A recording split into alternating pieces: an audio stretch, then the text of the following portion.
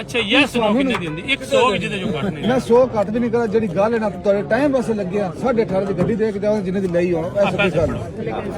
yes no ਮੈਂ ਕਾਲ ਸ਼ੁਰੂ ਜਫਾ ਦੇ ਠੀਕ ਹੈ ਇੱਕੋ ਇੱਕ ਸੋਹਣੀ ਕਰਾਂਗਾ 18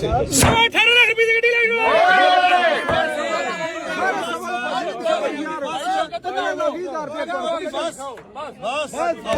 ਕਮਿਸ਼ਨ ਕਿੱਥੋਂ ਦੇਣੀ ਹੈ ਕੋਈ ਬਾਤ ਨਹੀਂ ਦੇਖੋ ਜੀ ਖਰੀਦਦਾਰ ਆਟੋ ਨਹੀਂ ਹੁਣ ਤੇ ਚੱਲ ਮੇਰਾ ਮੂੰਹ ਨਿੱਕਾ ਭਾਈ ਰੰਦਾ ਮੂੰਹ ਵੀ ਵੱਡੇ ਹੋ ਗਿਆ ਇਹਦੇ ਦੋ ਸਾਰੇ ਬੱਤੀ ਲਾਇਆ 5-10 ਰੁਪਏ ਕਰਕੇ ਉਸ ਗੱਡੀ ਨੂੰ ਹਾਂਜੀ ਦਿੰਦੇ ਕਿ ਨਹੀਂ ਚੱਲੀ ਅਗਲੀ ਮੈਂ ਕਿਹਾ ਮੇਰਾ ਮੂੰਹ ਨਿੱਕਾ ਚਲੋ ਮੇਰੇ ਮੂੰਹ ਨਹੀਂ ਭਾਈ ਰੰਦਾ ਮੂੰਹ ਵੀ ਵੱਡਾ ਇਹਨਾਂ ਦੇ ਮੂੰਹ ਨੂੰ ਦੇਖ ਲਓ ਗੱਡੀ ਤਰੇ ਮੂੰਹ ਹੋ ਗਿਆ ਹਿਸਾਬ ਨਾਲ ਮਤਲਬ ਇੱਕ ਮੇਰਾ ਤੇ ਦੋ ਭਾਈ ਕਿੰਨੇ ਦੇਣੀ ਕੰਮ ਦੇ ਭਾਈਜਾਨ ਜੀ ਬੋਲੋ ਕਿੰਨੇ ਦੇਣੀ ਕੀ ਬੋਲੋ ਹਾਲੀ ਜਲਦੀ ਕਰੋ ਉਹਨਾਂ ਦਾ ਇਹਨਾਂ ਦੇ ਬਾਣੇ ਅੱਧਾ